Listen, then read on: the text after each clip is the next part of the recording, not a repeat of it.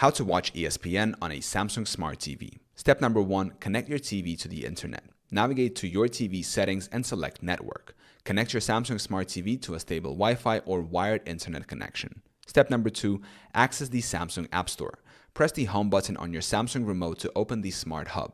Navigate to Apps and open the Samsung App Store. Step number 3, search for the ESPN app. Use the search function to type ESPN. Locate the ESPN app in the search results. Step number 4, download and install the ESPN app.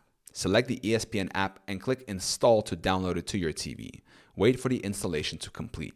Step number 5, open the ESPN app. Once installed, find the ESPN app in the My Apps section or the home screen. Open the app to proceed. Step number 6, log in or sign up. Log in with your existing ESPN account credentials. If you have an ESPN Plus subscription, log in using those credentials to access exclusive content. Step number 7, start watching. Browse and select live events, shows, or other ESPN content to start streaming.